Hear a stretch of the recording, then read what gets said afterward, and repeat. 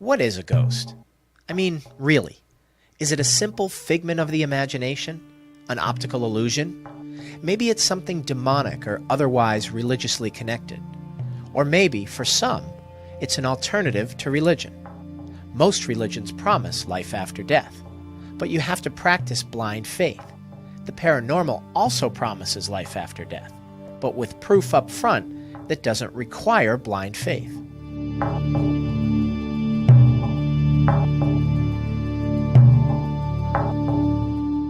There is no doubt that there are things out there that defy logic and can be very hard to explain.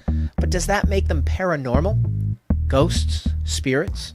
Apparitions, if you will? I don't know. So I decided to start looking for answers by delving into the possible existence of Casper and Company. May I have a look, mister? Sure, Sonny. Step right. Huh? A ghost! No matter what time frame you look at in the history of mankind, there are always stories about paranormal activity. Some are for nights around the campfires, while others do hold great significance to the legitimacy of religion. Ever hear of that carpenter that sacrificed himself for the greater good and then rose from the dead? Usually allegedly haunted spots have had some kind of dramatic death take place, crucifixions included. The paranormal is the paranormal. It could be, I know that the emphasis is on ghost hauntings and things like that. But any unexplained phenomena has always interested me because I wanted to know why people had these experiences. What exactly was it? And as I got a little bit older and started to kind of build my knowledge base, then it became a kind of thing, well, is this environmental? Is it psychological? Are there outside forces? Is it just part of the human condition that people see and hear these things? Ghost hunting goes way back in history too, but it really took off in October of 2004 thanks to the continued emergence of reality TV. The Sci-Fi Channel premiered Ghost Hunters, and coverage of the things that go bump in the night was never the same. Interest in it took off as well. Suddenly, everyone and their cousin were walking around in the middle of the night trying to get some form of proof that spirits are out there. Unfortunately, any rock-solid proof that can't be debated still has not been found.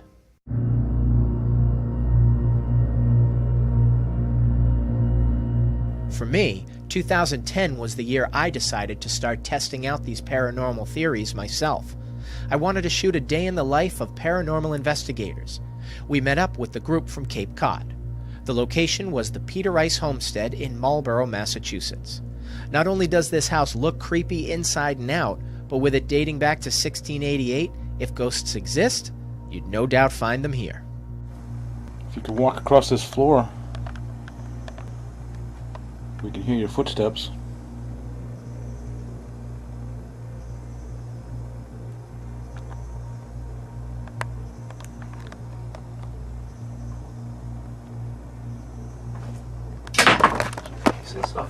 What the hell? Right behind me. I didn't notice that earlier. I kind of swept the area. That's the sound. That's the exact bang. Wow. In that moment, I learned two things. One, when scared or startled in this kind of setting, I won't urinate myself, which is good. And two, ghosts have to be real because I just had a personal experience. Or so I thought I did, until I reviewed the footage from my own camera. How can you not look at this and question the validity of the experience I just had? Right where that investigator was kneeling were plenty of packing beads, which is what was tossed my way a few minutes after we see him there.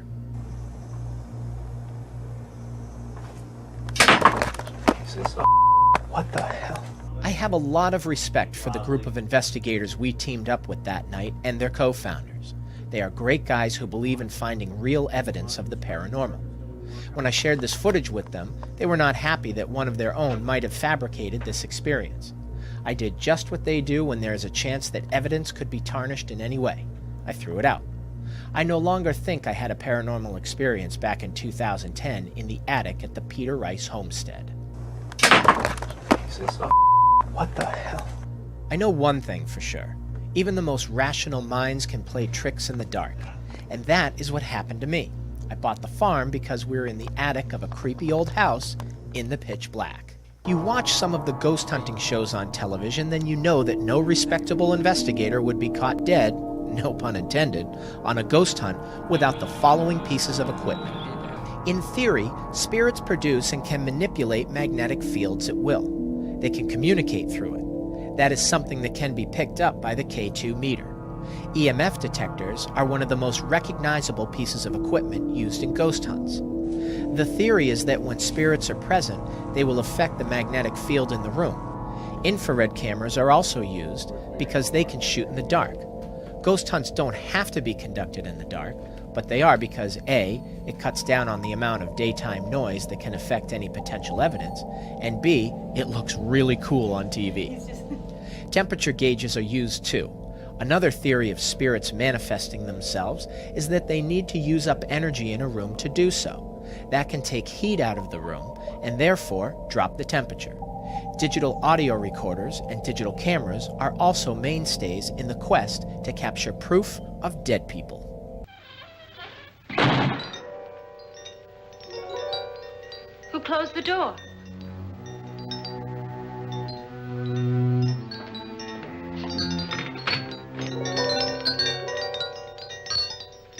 This thing's made of solid steel.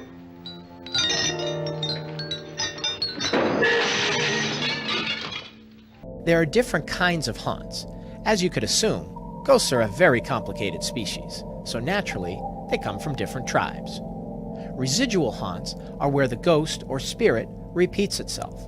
For instance, you see a figure that walks down a hall and then disappears. That is the only thing you ever see from that particular spirit. According to those educated in this field, it's like a record player playing the same song over and over again. It does nothing else and does not interact with the living. Intelligent haunts are human-like spirits that can mess with you or speak if they want to, but you have to have the right equipment to hear what they are saying. These spirits are associated with a dead person. They may not know how to move on from the dimension that they find themselves in currently, or they just don't want to leave. Then there is the demonic entities. If these suckers exist, I don't ever want to see one. They are very malicious and violent, and, unlike dear old dead Uncle Albert, have never been human. They can possess a person's body, and if you are a fan of movies like The Exorcist, they like to spew pea soup. Poltergeists are intelligent ghosts that can also get physical by throwing and breaking objects. Then there are shadow people. They are called this because in the ghost hunting world, there is no real spiritual label to give them. They are dark and smoky, and not really thought of as either a spirit or something demonic. They must be a very confused bunch. Type of sound that is produced by combining noises of all different frequencies together. Well, that and White Noise is also a stupid Michael Keaton movie from 2005, but I forgive him because he was Batman. I'm Batman. By introducing white noise to an area in which you are looking for EVPs, it will enhance the paranormal sounds you may pick up. It also, in theory, attracts spirits. Okay, so they've isolated me in a room, room 22, to close my eyes and do the white noise experiment. So, here we go.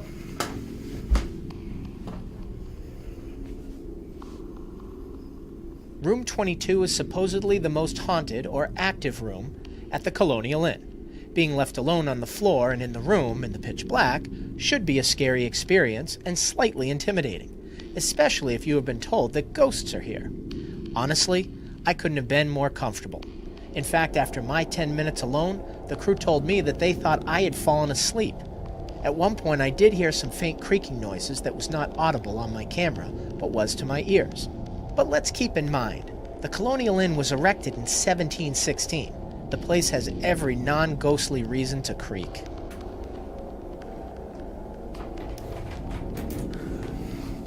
My 10 minutes up? Yep. Alright. Did good. Didn't move. What was in the bathroom? Nothing. That's when I heard it, so I opened my eyes and I looked in there. You know, just because I wasn't... Wow. Could have been vibration from us walking up the stairs. Yeah. No, but I really didn't... I felt pretty comfortable. They thought you were sleeping. I wasn't sleeping. Let me check on the other side. I want to see if there's a room. White noise.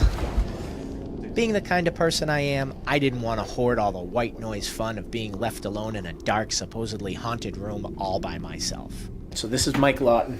good friend of mine. He's been working with us for a very long time, and he's going to try the white noise experiment now, and Sean's going to show him, tell him exactly what to do and how to act. So you're going to put your headphones on there, and once you're ready, you're going to hit that white box. I want you to be in a complete relaxed state. If you want to put your feet up, go ahead, put your feet up. We're only going to do this for 10 minutes. Just keep your eyes closed. If you hear anything, don't necessarily react to it in a sense of taking the headphones off. Just try to go with it. If you feel like there's something around you or something near you, go ahead and open your eyes and look at it, see if you can see anything there. But you want to try to be as relaxed as possible and try to feel. So we want to try to take away your sight, take away your hearing. So we want to use your sixth sense. Mike's experience was similar to mine. Once he got over being left in a supposedly haunted room all alone in the dark, he got comfortable. All right, Mike, so what was your experience like? I had a nice nap. No, actually, it was really quiet. A couple times I heard a couple distant noises, so I'm guessing that they were probably either downstairs or down the hall, but nothing really left me with any kind of creepy feeling or anything like that. You didn't formulate any words or anything from the white noise? Nothing like that, no. All right. No. So you're dead inside like me? Yes, Okay, exactly. all right, good. All right, so should I start? Yeah, go ahead. You can lead the way. All right. Is there anyone in this room with us tonight?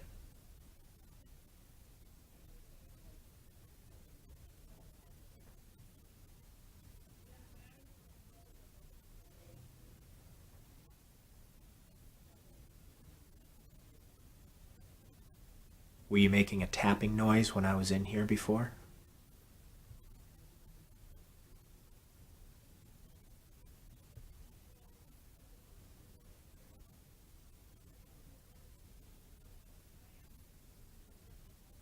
Can you tap again for us now?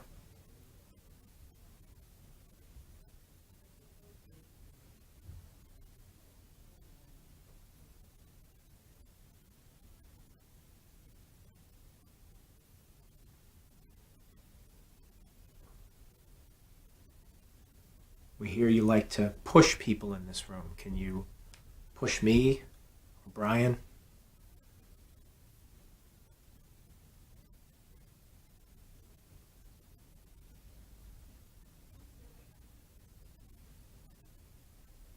For now, we are parting ways. NEGH will continue on in their daily lives while my crew and I find more paranormal teams. We've seen Ghost Hunters. We've seen Ghost Hunters International. We've seen the training. Now, are you hoping that they start up a kid ghost hunting crew? Yes. Yeah? How cool would that be? Very. Any place you'd like to go in particular? No, I just want to go to all the places. Now, you must be very brave because when I was your size, I was scared. I didn't want to know about ghosts. They don't scare you? No. You want to tell them why they don't scare you? Well, mostly because they never really talk to me and they're not really mean.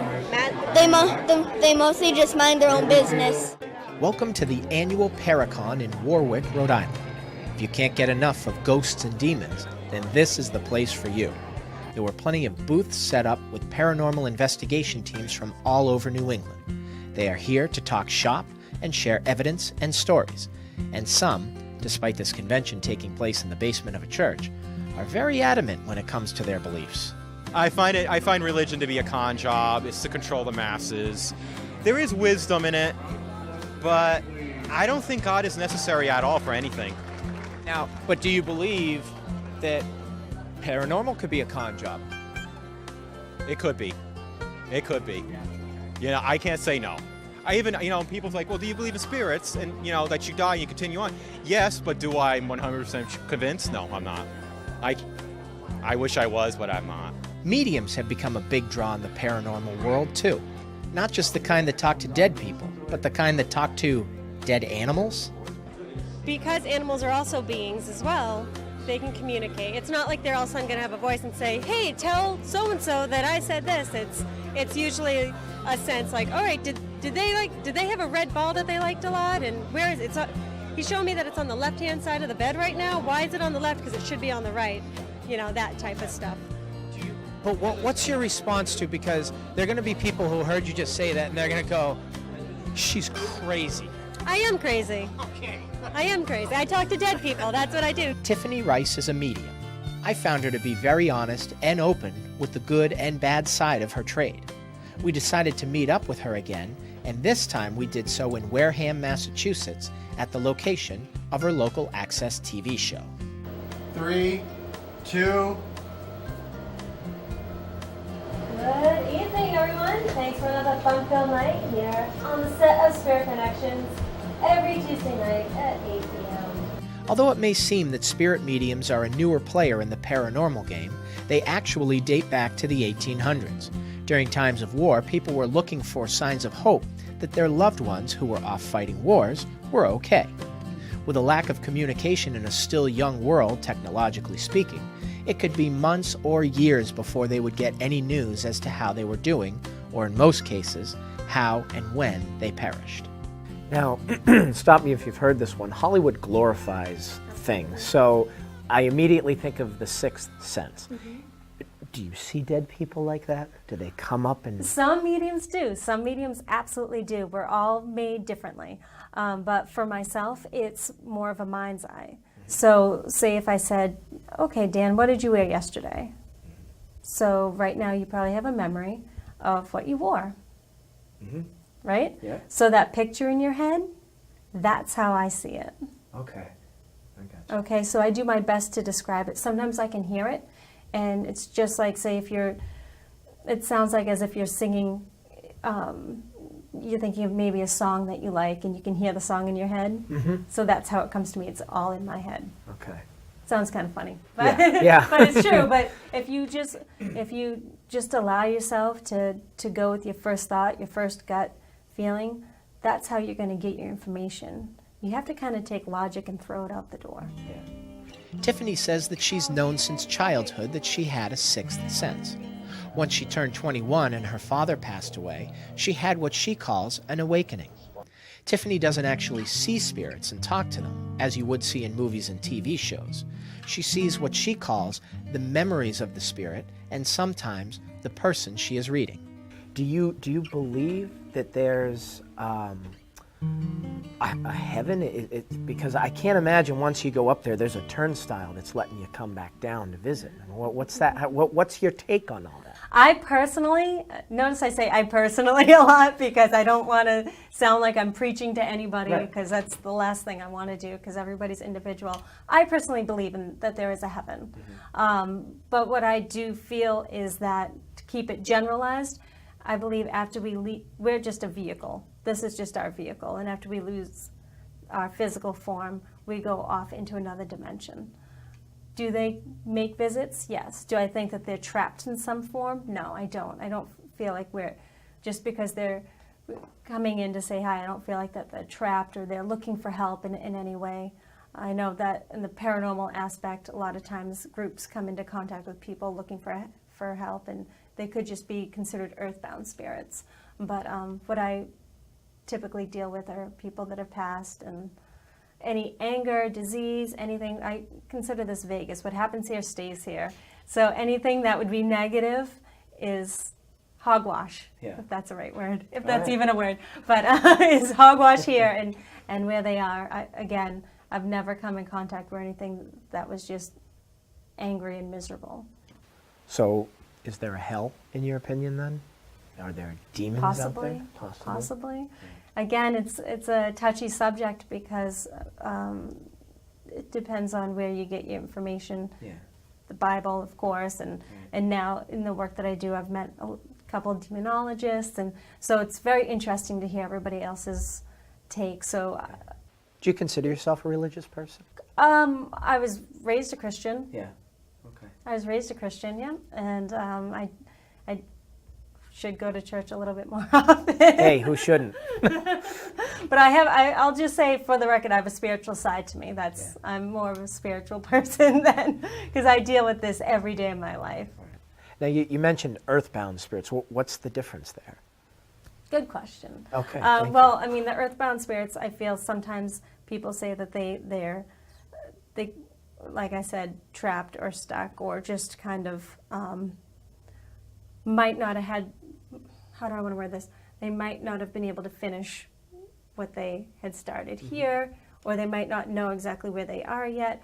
And in that case, sometimes people will call on people like myself to help them, just redirect them into going into where they should go, which is, don't get me wrong, I'm not going to say hell or anything, but I feel funny saying into the light, but you know, going where they should be going. Okay. How do you feel about ghost paranormal videos that you see where something's thrown or moved?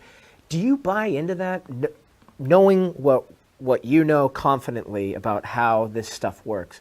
Do you think there are entities out there opening doors? Absolutely. Really? I really do. I really do. Have you ever experienced that yourself? I've had, because I love the paranormal too. When we were at the Paracon, we talked to you. You told me that everyone can be sensitive like this. How? How? Yeah. We're all born with it. What happens is as we get older, we create self-doubt. So self-doubt is something, say this is one of my big examples, like growing up, your parents said, Dan, did you make the bed? And even though you know you made the bed, you would go and double check just to appease them. So what's actually happening is that you're creating self-doubt. Do you see what I mean? Like double check your homework, even though you know you did it right, you're gonna double check it. And don't get me wrong, I'm not going to say your parents instill this in you. It has nothing to do with them in that sense.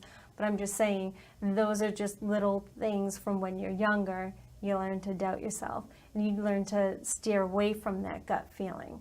Like I had said before, if you just trust your gut and go with it, your intuition is as easy as, say, if you're driving along down a street, someplace where you may have been before, maybe not too often, and you're thinking, you know what, I think I need to take that right. You take the right and you end up in your destination. That's using your intuition. So when you start to hone in on it, you have to kind of refocus and really start just going with that gut. And it's so hard, I'll tell you that, because when I really started to practice this, it was so hard just to go with the first thoughts, because sometimes they don't make sense at that time. When you're doing a reading with someone, is it harder if the person is just not buying into it 100%? Is it harder to get a read? Some people are just blocked. Some people, I think, they walk into getting a reading, because I do the private readings and the family readings, also gallery readings. They walk into it thinking, if they say my nickname, that'll make me a believer. Well, we just get messages that we need to hear, not necessarily who we want to hear. What you have to remember is that we're on the receiving end of the telephone. So when we pick up, it's whoever. So it could be Uncle Frank, who you couldn't stand, but he might just come through just because he can. Okay? So that's why I think having that certain expectation, it's a lot easier if you don't have any, just because you don't want to be let down if by chance that nickname isn't brought up. You know, again, they're going to think about, I've done it too. I remember asking my dad once, like, well, what's going to happen in my love life? One of my girlfriends said, Tiff, all right, so would you ever talk to your dad about relationships? And I said, no. And she goes, well, why are you asking him now? And I'm like, yeah, you're right. Like, I don't want to hear about relationship status with my dad. Like, I don't want him to tell me anything. It's funny to meet groups of people that believe so much in something like ghosts, but when you start talking to them about mediums, they thumb their noses at them. How does that make any sense? Well, it doesn't to all paranormal investigators. We don't do it consciously. And I've talked to Tiff about this. We don't do it consciously because we don't believe, or we're not trying to promote this idea that we're all psychic, and I'm not gonna, or that we all have this connection. As an investigator, you've got to balance it, but you also can't shut yourself off to it. And you have to recognize that it's going to manifest through your feelings, through your sensations, and that we actually, as investigators, do have psychical moments. We just describe them in different ways. Like they used to say in the Old West, you can never have too many mediums, right? Anyway, we met with another one. Along with being a medium, Heather Clockodile is a Reiki master. which is a spiritual practice where a practitioner lays their hands on you to help heal you. You have to wonder about how legitimate mediums are. I mean that sincerely. Police who are investigating cold cases contact Heather. If the police are buying this, shouldn't we all? Because this is police stuff. Yeah. And I'm just normal everyday person that's not supposed to know stuff. You know what I mean? So there are times that I actually sit down with a detective and I give them what I get, but they also have to be careful because there are things that even a psychic isn't supposed to know. Mm-hmm. You know, so the older murders are very hard. I mean, we're talking about something that happened 40 years ago, you know, so will those ever be solved? Maybe, maybe not. The logical side of me says, good luck, you know, but have I helped? I have helped with solving other murders. I've helped find bodies. Now, let me ask you this, because again, let's go into Hollywood Mm-hmm. and all of its evilness. Yes. Are you feeling the knife plunging into your chest the way Hollywood perceives people like yourself to be? Or is it just you feel like a pressure? Explain that. Exactly. How do you feel it? I mean, I've seen the shows where all of a sudden someone's doing this and they have blood coming out of their hands, or they're like, oh, Yeah. doing all... No. No. It's more... The only way I can explain it is when you have a wipeout and you remember what it felt like. Okay. All right, you know, oh man, that, you know, I took you down in karate. Yeah, that hurt. Yeah. You know, something like that. But you didn't, remembering, you don't have that physical pain again, Mm-hmm. but you knew what it felt like. If these feelings or powers are real, how can a person live with them? If it's something that's in you, it's like a special ability. Yeah. How do you block it? You just, honestly, I don't pay attention to it all the time. It's always there. Mm-hmm. You know, my husband can walk in the house and I'll be like, what the heck happened to that airplane today? You know, that kind of thing. Yeah. Or and it's funny, I can feel, without thinking about it, I know when he's about 2 minutes out from the house and I can get his dinner right on the table. So as soon as he's pulling up, it's right there. It's a natural thing. I just don't sit around and pay attention and tune into it all day, every day. Okay. Is it taxing if you do? I mean, It's extremely draining. Yeah. It's not, you know, so many people are like, oh, I wish I could do what you do. It is a lot of responsibility. It Yeah. is not all fun and games. Yeah. You know, it's I wouldn't change it. I help a lot of people literally all over the world with this. Yeah. I love it, but it's extremely draining. Mhm. It's, you know, I feel your emotion, I feel the dead people's emotion. I have my own emotion. You're sitting there talking to someone, and then suddenly, just normally, you see a dead person walk in the door, and you're like, oh, there's Uncle Rick. Yeah. Really? Yeah, but it's not always, I don't just go around seeing people. Yeah. Okay, it takes, whatever works for them is going to work for me. Like I said, I feel the way other people felt. So that's a strength for me. Mhm. So a lot of times it's a presence. Or I can feel what went on with this person. Mhm. All right, like their ailments. If they had lung cancer, you know, working with the police, I get shot and strangled and murdered all the time. But it's more the feeling, okay? Sometimes I just hear them. But it's not just like, you know, I'm walking around every day being like, oh yeah, there's Dan, and then there's 5 other people next to him. Yeah. It's not, it's so hard to explain. You're not necessarily seeing it with your eyes all the time. Okay. All right? It's Yeah. more, a lot of times when I'm doing this, most of the time, you'll notice, even when it's just a natural thing now. I'm not even looking at you when I'm talking because I'm tuning in. Yeah. Okay? Yeah. Which means you're closing your mind off. You're closing your whole brain off. Uh-huh. You're relaxed. You're quiet. Yeah. You're not thinking about what you're doing for dinner or if you want to go jump in a pool somewhere. Mhm. You're relaxed. You're totally quiet. There's nothing in your head. Mhm. Then somebody else that wants to say something, you can hear what they're saying. Well, Heather, here's the $1 million question. The lottery. If Abe Lincoln walks through that door, where the hell did he come from? Where's he been? Where's he hanging out? Yeah. You're going to laugh at me, and you don't have to use this part, but Ben Franklin and I are really close. Really? Okay. So we'll use him. He helped me believe in dinosaurs because I can't believe in dinosaurs. Really? I can talk to Ben Franklin about this, and he helps me believe, and yeah. There are so many. I am not a religious person. Okay. Okay. Spiritual, yes. Yeah. Religious, I'm just not. Okay. So that is a hugely loaded question. Okay. Well, do you ever ask Ben Franklin Where he's been? in between? Yeah, in between asking about the dinosaurs, are you like, dude, where are you coming from? You know what? So many people have asked me that, and the only way I can put it is, for people to understand, is heaven. Because everybody knows that word. Uh-huh. Okay?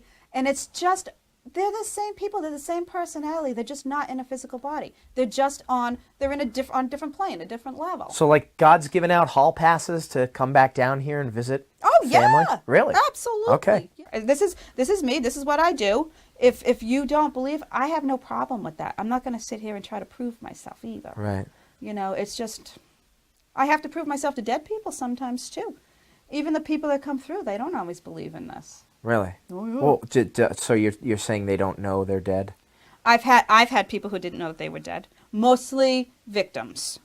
Uh-huh. You know, of like when I'm doing, you know, the police stuff. Yeah. But no, I'm talking about the people who don't believe in me. Oh, okay. And I'm like, you know what, man? I know you're here. You know that I know that you're here. Yeah. We're chatting. Yeah. And, you know, sometimes I will get them to open up too. But they don't always. I've had elderly Catholic women coming in throwing holy water at me, putting rosary beads on me. Yeah. I had a Spanish woman wearing garlic. I'm like, I'm not a vampire. Being believed can't be much of a concern for Heather. Because let's face it, this is a woman who can be woken up in the middle of the night by a deceased person looking to communicate. Now, you mentioned that you know, you'll be laying in bed and you hear, you know, the walking coming up to you, and you feel a tap and you open your eyes expecting to see one of your kids there. Yeah. And it's not, it's a dead person. So how does that go? Do you go back to bed like you would your kids, or what? I mean, do you go, hey, what do you want? Well, and, you know and what? they talk? There was a time I would be up for hours in the middle of the night because it was a high for me as much as it's a high for the people who come to see me sometimes. So many people, they get into it, they want more, it's an adrenaline rush, this is so cool. Yeah. You know what I mean? Yeah. And I got caught in that too. And I would be up in the middle of the night talking to not hundreds, but whoever was in my house. Yeah. Until my husband said, you're spending more time with the dead than you are the living. Yeah. And I'm like, what? No, I'm not. He's like, yeah, you are. I'm like, yeah, I am. Have you ever had anyone say, you know, well, are you schizophrenic because you're talking to voices in your head? I said it myself. I am not kidding you. You know, I have had that conversation with my mother. Yeah. And being like, that, and you know what? I make fun of myself about that too. And when I sit down with somebody, I have my whole spiel of what I say. One of the things I say is, I have to believe in what I do because I'm in a whole lot of trouble if these voices are not real. And I have checked in with myself to make sure that. And I had years, honestly, I had years of intense therapy first. Okay, so she told me I wasn't nuts. Okay. Things said by Heather or Tiffany may seem crazy. Ben Franklin, I know. But they both decided to read me after their interview sessions. There were many misses. However, they both did come up with the spirit of a young man I knew who had passed. They nailed his personality to a T, and also talked about how he died. They could have done a search on me through the internet and try and find a connection, but this young man did not live or die where I am from, and we did not share the same last name. So how coincidental can it be that they both came up with him and be able to describe his fate and strong personality?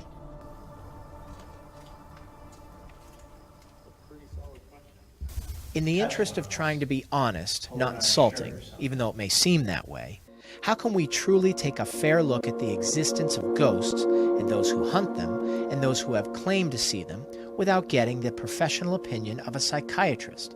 Yep, I'm going there. How can I not? Dr. Philip Candelas is the attending psychiatrist at Marlborough Hospital and an associate professor of psychiatry at the University of Massachusetts Medical School. We've already established that ghost hunts don't have to be done at night, but that doesn't stop investigators from doing it then, and it doesn't stop people from having paranormal experiences at night. So we turn to Dr. Candelas to get his professional opinion on the power of suggestion. If you enter a setting where you're primed for something, a way of thinking takes over that we recognize in the cognitive and psychological sciences. It's called a confirmation bias. So in science, we have to be very protective that we don't simply confirm what we already think we know. But when you're just walking into something that seems very interesting and exciting, you're more likely to make a decision based on what you already believe than challenge it. So you might get a vague or ambiguous stimulus of some kind, and then interpret it in a way that confirms what you already believe. Think about it. You're walking around in the dark just waiting for something to happen. If you aren't in control of your emotions, every noise can immediately have you thinking ghost, and so can everything you see. There's another psychological phenomenon where we try to frame things in terms of what we already understand. It's similar to the confirmation bias, but it's an attempt to put meaning where there might be very little or none. So I come from a generation where we were trying to find meaning in music lyrics being played backwards. So we try to put or hear something where there's very little or nothing. Almost everyone has a ghost story about waking in the middle of the night to find an apparition standing at the foot of their bed. That can have more to do with your body's and brain's process of waking than it does for seeing ghosts.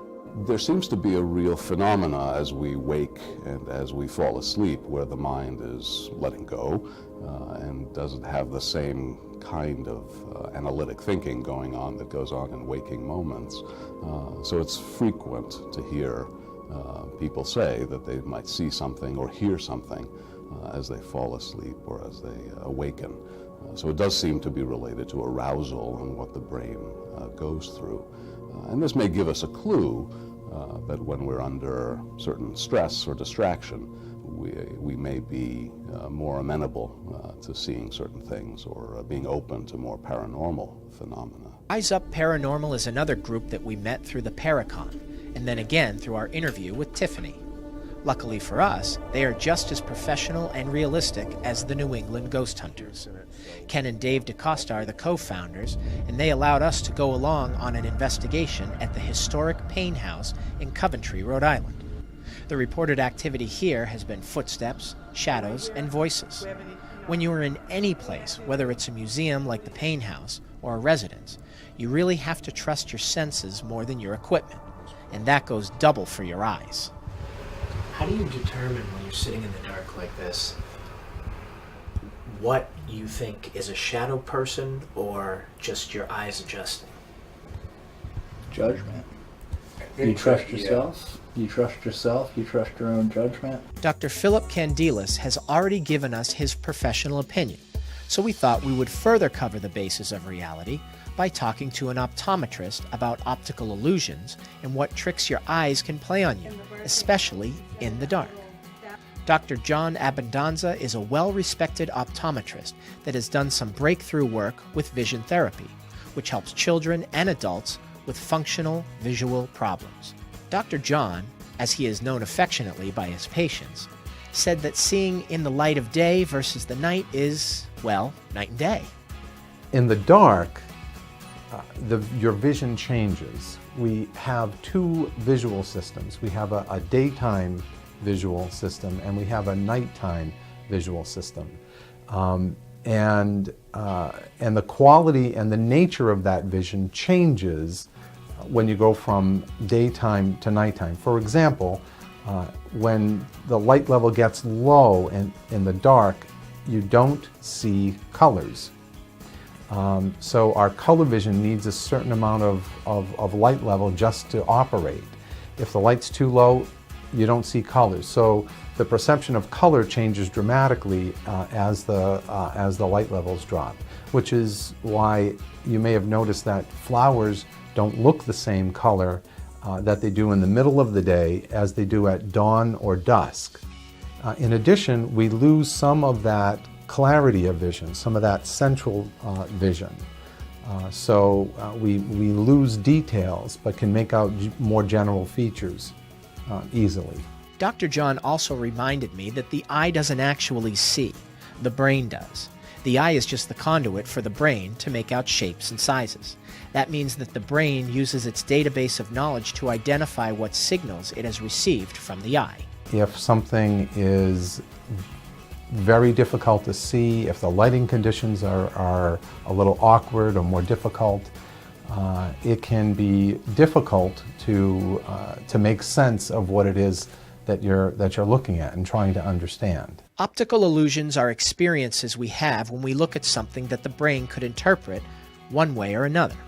That is the experience that you can have during the day or, for our purposes, at night on a ghost hunt.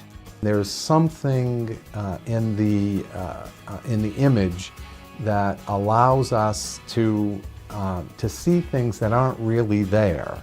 So sometimes you could think of an optical illusion as our vision playing tricks on us. Those tricks are something that can easily happen while on a ghost hunt.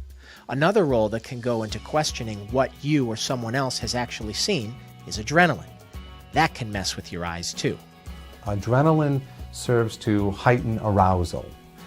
This occurs in the brain as well as in the body as a whole. So you're more sensitive to things in your environment. You see things that you might not see. My crew and I were hoping that we wouldn't get bogged down with visual issues when we arrived at the Payne House with Rise Up Paranormal.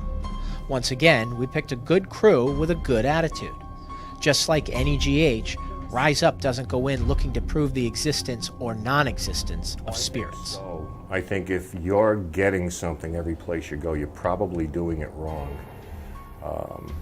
Because these things, I think, should be rare. The way our perspective in this is when we go into a location, we don't go in as skeptics or believers, because I think that your results can be influenced and have a bias either way. We'd prefer to come in as unbiased observers, because most of the people that have these experiences, they're not ghost hunting. You know, they're doing the laundry, they're watching TV, they're having dinner, they're going about their everyday lives, and suddenly they have a special event happen. So as best we can, we try to put ourselves in that situation. And we try to monitor the environment and see if there's changes, if there's any correlation. But I don't want to be a hardened skeptic where I'm looking for a legitimate reason for everything. That being said, we try to eliminate the rational things. So yeah, I mean, there is a bit of debunking to try to get to the root of what's going on, because a lot of times when people are in a heightened state of anxiety, they tend to assign a paranormal value to the most mundane things. Once all the equipment is set up, Ken tells us that on this investigation, the routine will be a little different. Rise Up has brought along a medium, our friend Tiffany Rice. Small world. Normally when we bring in a spirit medium like Tiffany, what we will do is allow her to go in first, get her impressions of the place, do a walkthrough, we'll note it, we'll document it, and then when we start the investigation, if she gets an impression at a certain location, we may want to emphasize that particular part. Rise Up has set up all their IR cameras and motion sensors. They get their group together with all their digital recorders and are ready to start. The idea for the walkthrough with Tiffany is that she has no idea the history of the Payne House or what potential evidence Ken's group has found here. Okay, we're at the Payne House. This is Ken. I am here with Tiffany, David, Julie, Marlena, and it is April 18th, 2013. We're about to commence the walkthrough with Tiffany. All right. Okay, I'm feeling like I'm being pulled into that room. And I feel like it's a female energy.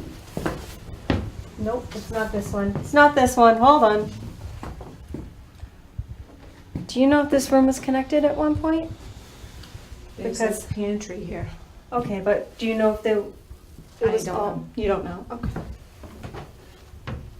You can get in there for me.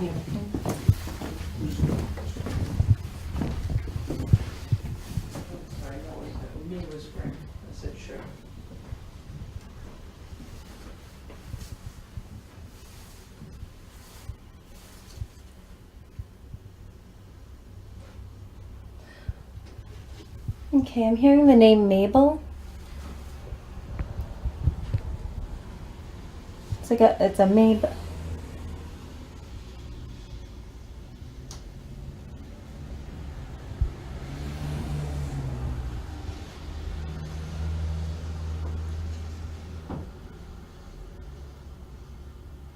I'm not sure if she was hired help, but that's how I'm feeling. I don't feel like she lived here in the sense of owning the house. I feel like she was more of a hired help. Okay. And there's also a lot of little children running around her as well. How old is this woman, Tiff? I see the numbers 22. Okay. So I'm not sure if she's 22 or if it's a year in time, 1822. But when you asked, that's what she showed me. Excuse me. And lots of children, you said. Yep. They don't belong to her though. Okay. So that's why I feel like she's either hired to maintain the house as far as doing, looking after the children. And also I hear the name Josephina.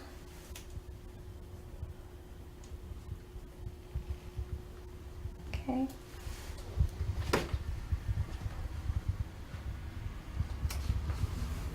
Now, how do you see that room, though, as it is, as a pantry?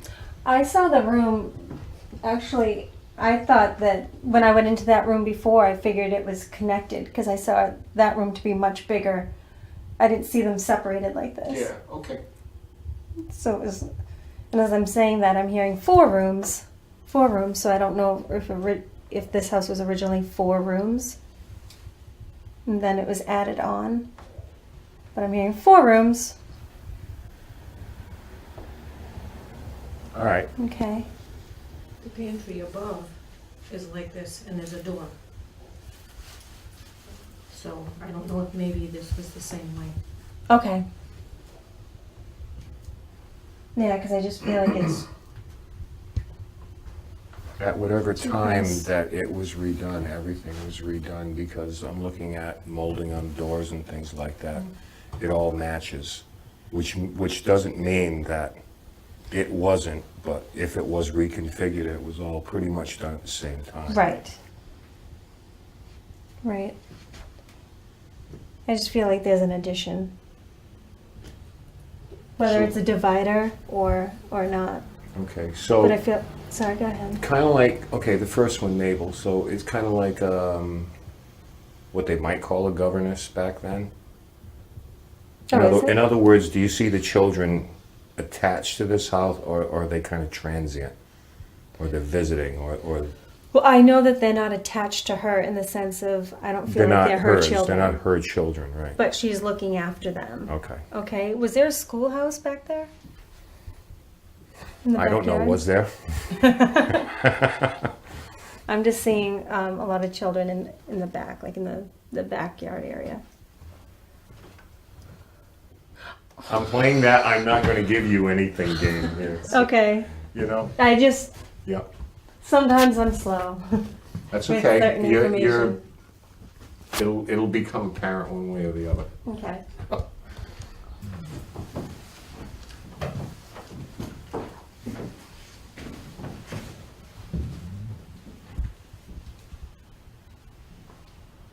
Also seeing the number 7. I don't know if there were 7 births in this house.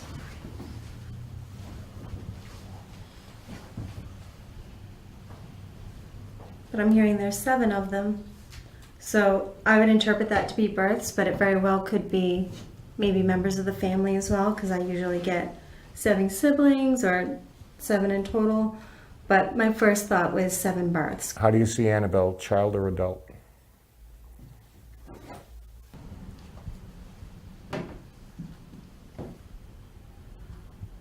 I'd say between 15 to 21. She has a round face, rosy cheeks.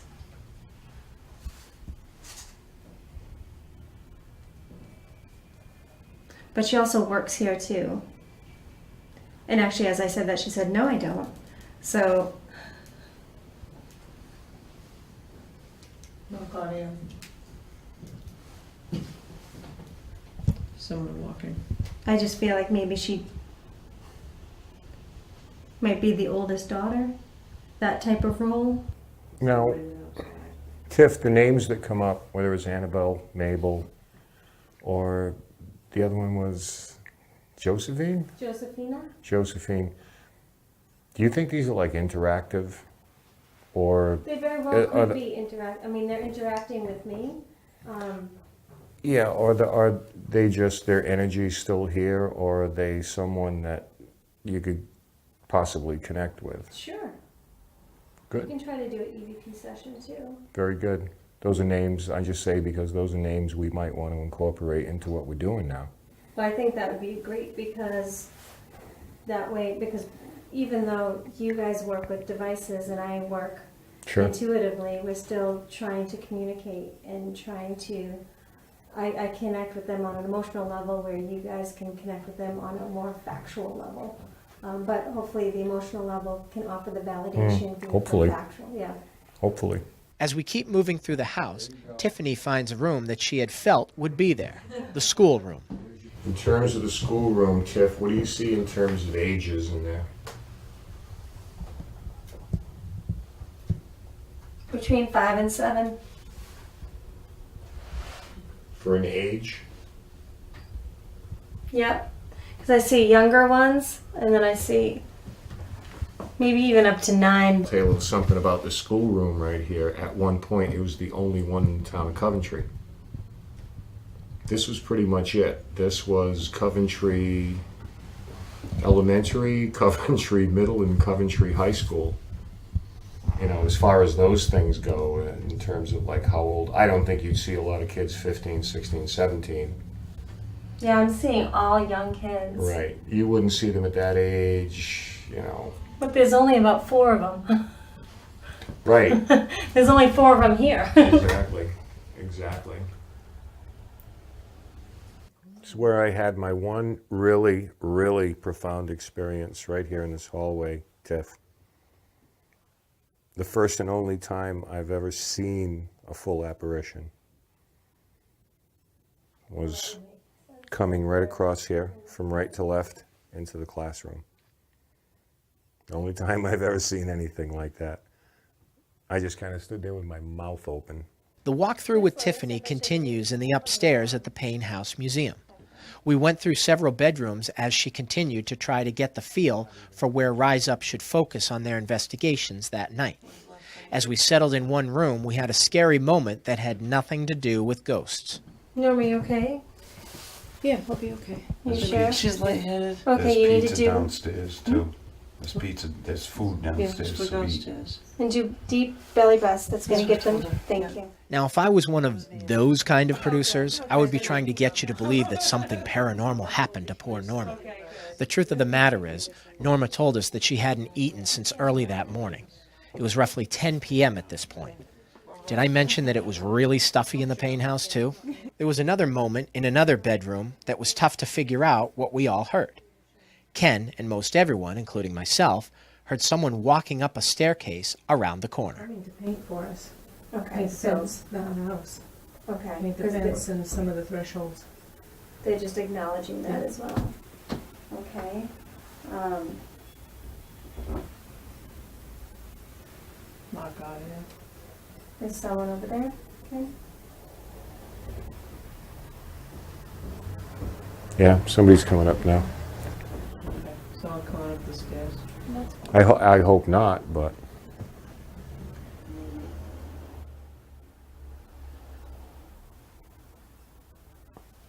All right, give me a second.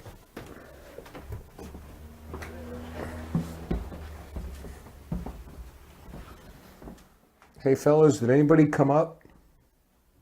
No, that's where it's barred off. No, these stairs are the ones that are barred off. You can't come up these stairs.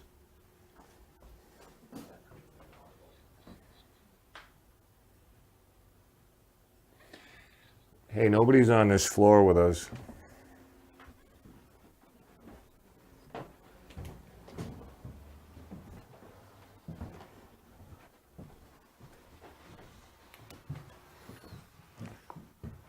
Hello, hey, is there anybody down on the first floor?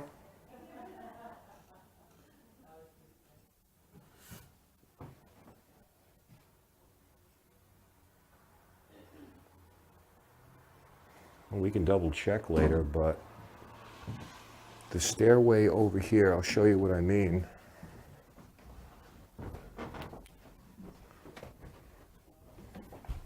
Now, ordinarily I'd say that, but it's barred off right there. So you can't come up these stairs. We'll double check with them downstairs, but I was pretty sure I was going to hear somebody come around the corner. Those are the stairs that have bar across it. You can't come up those stairs. Nobody on the floor. Yeah, that was pretty loud. They're all down in the basement. I'm going to double check. You know, I'm not going to go out on that limb right now. Ken would confirm later that the rest of his team was in the basement and not on the first floor. Next to the stairs was another staircase that leads up to the attic, but the team placed a motion sensor up there that was never triggered when the footsteps were heard. There's someone over there. Okay. Yeah, somebody's coming up now. Someone coming up the stairs. I hope not, but... In all their investigations at the Payne house, Rise Up has had many EVPs and interactions with a little girl that they have named Sarah. With Tiffany on board, Ken wanted to take advantage of her being there by seeing if they could get a visual picture. Long wavy hair. I see it's either a white or a light blue bow in her hair. Kind of like what would be a headband nowadays. So it'd be a ribbon, I would assume back then, because it's parted. And I feel like she's 9. White colored hair, blonde? Oh, blonde hair. Blonde hair. Long blonde hair, like honey blonde hair. How is she, how do you see her as, what, 5, 8, 7? 9. She said 9 to me. Active? It's funny because she just kind of thought I just saw someone over there, but there's a lot of little mannequins around here. Creepy. So, yeah, she's just going from one room to the next, into the next. Now, $64,000 question. Does she have family here? I mean, is she, I mean, obviously on that plane, she's part of this house. Yeah, she's part of the house. Did she live here? Was she born here, or? I don't feel like she was born here. Like, what's the connection with Sarah to this house? I don't feel like she was born here, but she did live here. Okay? I feel like she was taken in. But her parents owned or did not own this house. It was, you know, it gives you nothing to say there's been a number of families here. Right. That have owned the house. Is she part of any of those families? I'm not feeling biologically.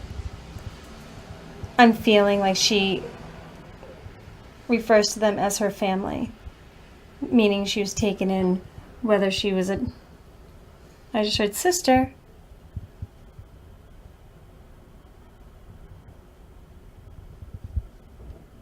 So I had mentioned... Mark audio. I had mentioned before... That was the window. When I was in the room with all the dresses, I had said, I know Sarah Elizabeth is here because I know that there is a Sarah Elizabeth connected to this house. But I feel like she was one of the 2 little girls that were following me back and forth and saying, let's go in here, let's play. Okay? The other one being Annabelle? I mean, I'm trying to remember what you said before. No, because I felt Annabelle was connected, like she she was biologically connected to this house. Okay, but I feel that Mabel was the hired help, and I feel that there was Sarah, and then there was another little girl. So Annabelle was the one that I thought was between 15 to 21. That's how she just showed me like the real round face, and I just couldn't tell whether or not if she was older or younger. Okay. Okay. Sarah Elizabeth, do you know we're talking about you? Do you remember us?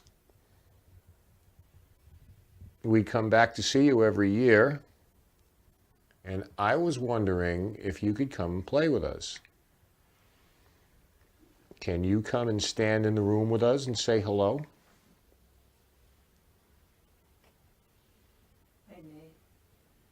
You've also talked to us before.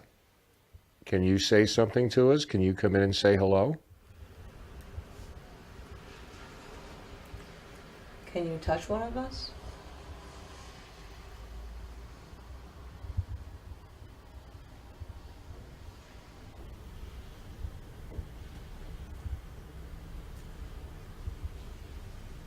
Do you want us to stay with you? Just heard a second knock. We're gonna have to go and just figure that out. It's either something or it's not something, so. It was weird standing there getting a visual description of what Sarah Elizabeth looks like. It's weird because I found myself believing when everything else in me said this is bull. Ghosts don't exist. It was weird because if you are a religious person, how can you not believe in the paranormal? Your end game is that you go to a heaven or hell when you die. So everyone must believe in ghosts if you believe in an afterlife, right? Or are people just too self-absorbed to actually believe that there is a chance that once you die, that is it? You cease to be. You are no more. So if you don't like to hang your hat on religion, maybe you are buying into paranormal because it presents further arguments that you don't cease to exist after your body shuts down for good. On the night of our Payne House investigation, we talked more about this with Ken, Dave, and Tiffany. You guys know a lot of other paranormal groups. You meet them at the Paracon. Would you say that paranormal investigators are religious people as far as church, Catholic, that kind of thing? Are they a religious group? Keep it simple, Dave. Keep it simple, Dave. It's a loaded question. Well, you're asking. It's a loaded question because, on one hand, I believe that with our modern paranormal movement here, whether you're looking at the academic side or the popular side, whether you're looking at the big TV movement, the mass media movement, or you're looking at the underground, mom and pop, local paranormal groups. The way I see it, and I come from a place where I'm a spiritual guy, I love to read religious texts, I love religious mythology because I think it's very valid, but I think that the time and place we live in demands a new mythology, and that's where we're going unconsciously. We don't realize we're doing it, but we're pushing forward with this new spiritual mythology that involves things that our society needs. Science, technology, validity. These are things that, 1,000 years ago, before Galileo and Copernicus, you didn't talk about these things. You didn't talk about spirituality in terms of the earth and science. It had to do with, God, man, and then the rest of it. The universe revolves around man, so to speak. The universe revolves around the earth, as opposed to you're part of something bigger, you're part of something universal. And I think that's getting long-winded, but that's where we're at.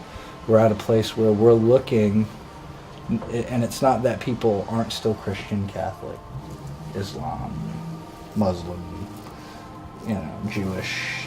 Those things are still pertinent, but I think that there is a modern movement towards just trying to form a new language, trying to form a new way to look at these things that does make immediate sense to the people who are living here and now, as opposed to over 2,000 years ago. You know, that's an old story. We're looking to make a new one, and I think it's beautiful, but we also have to be careful because we can't get so over involved in the modern aspects, the science, the technology that's modern. We have to recognize what's usefully modern and what's universal. You know, it seems a lot of people get down on their religions. You have Catholic priests doing horrible things to little boys, and it kind of makes you think, well, geez, maybe there's something wrong with following this belief. And I think deep down inside, everyone has the same fear. When they die, they don't want to think that's it. And if they are losing faith in their religion, perhaps moving towards the idea that with paranormal investigation teams, they're getting evidence that there is something out there after death. I think we've always asked that. I mean, that goes back to the beginnings of time, you know. It's like, at the end, is there anything more? But I think sometimes you can be a prisoner of your religion, too. And I think that, I don't think we're much different in this field. We're a microcosm of society. You know, there are people who approach it scientifically. There are people that approach it emotionally. There are people who approach it spiritually. There are people who approach it fraudulently. Then we're no different. But the only thing is, I think that there is a lot of wish fulfillment in this field, and I think maybe some people that are a little disenfranchised turn to this for an answer because there's something missing. You know, maybe there's something missing in their lives a little bit. I'm not saying we're above that at all, you know, but what I am saying is that a lot of times people want to believe so desperately that they kind of lose that objectivity a little bit, and it becomes wish fulfillment.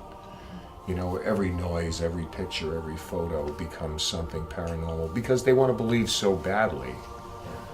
You know, and I think that maybe sometimes, I wouldn't say they're deluding themselves into it, but they're certainly talking themselves into it and maybe trying to talk other people into it as well. But in the end, I just think they just want to believe in something. You know, I'm not sure this is the field, you know, to prove that, you know, ghosts exist or not. But, no, again, we're no different. And we're a microcosm of, you know, society as a whole.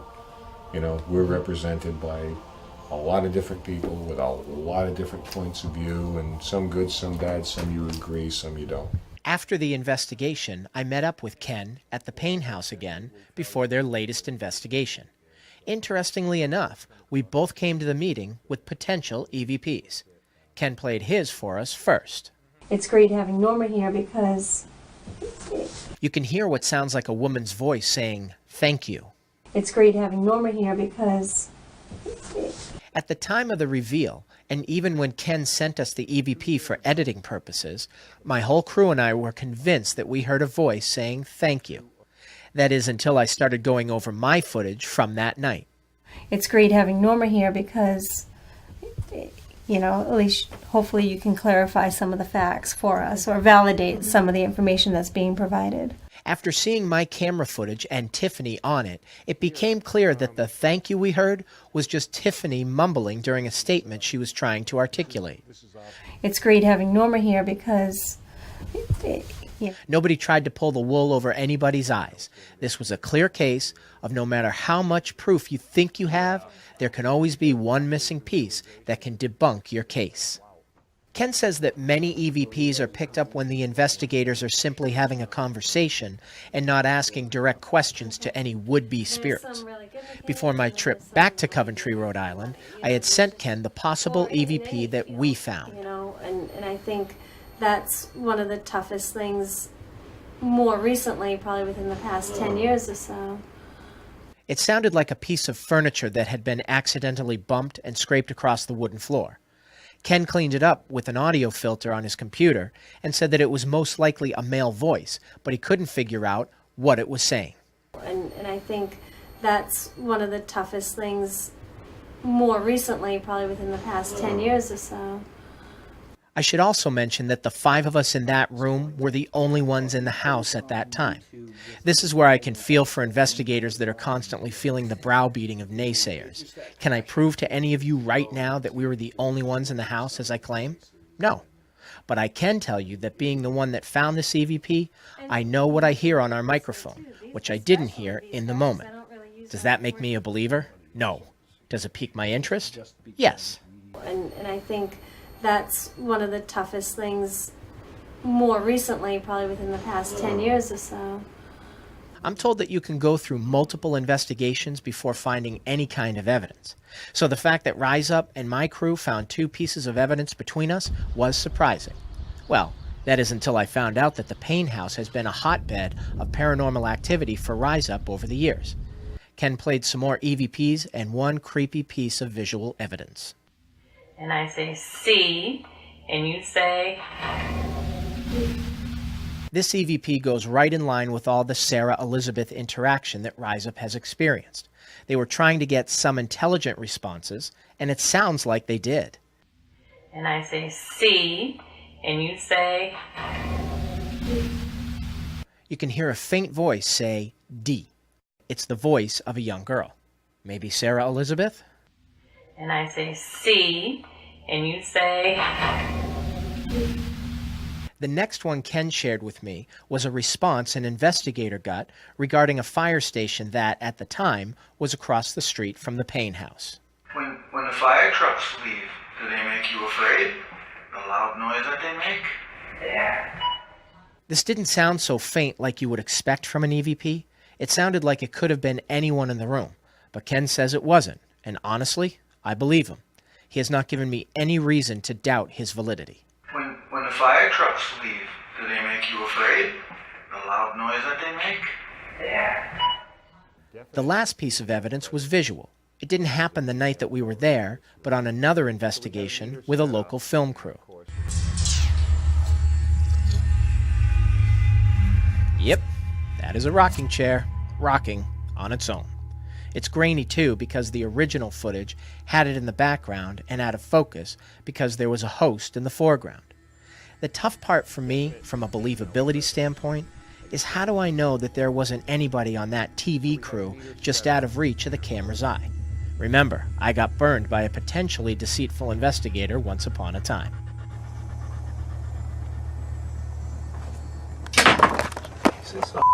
What the hell? To put myself in Ken's shoes or any other investigators for that matter, they are always going to be fighting an uphill battle. There is always going to be the jerk, and I know there are some of you watching right now that will always say it's a hoax. Look, until someone comes out with a Barbara Walters interview with a ghost, it seems like the evidence against will always outweigh the personal experiences. I honestly think that it's human perception. Yeah. I think the greatest advances in this field will probably not be through the technological end, as far as, recorders and meters and things that light up and, supposedly signal the presence of a ghost. I think we're going to learn more about ourselves and the way we think, because if you're in the right place at the right time, it's how your mind perceives things and also how they're being presented. So if we're to assume, and what we're always trying to prove is, upon our death, do we retain memories and personality and consciousness? What most people would term the soul. But do we retain all these characteristics? And if so, are we capable of presenting ourselves in a certain form? Someone who died very old might present themselves as a young man. But that, coupled with how the mind perceives what's being presented to it, is really like the interesting thing with me. And is that really what it is that people are experiencing? The right place at the right time. And there are a lot of theories of this, time slips, parallel dimensions and things like that. And at this point, they all have to be considered somewhat valid because we don't have the answers yet. So I don't know if we ever will, but it's more the journey than the destination, I guess. The toughest part to get around is that when it comes to the paranormal, and now mediums, these fields have a good deal of liars and used car salesmen. You get so frustrated and turned off by them that when you come across truthful people, you are already tainted. Going in, I didn't anticipate talking to one medium, let alone two.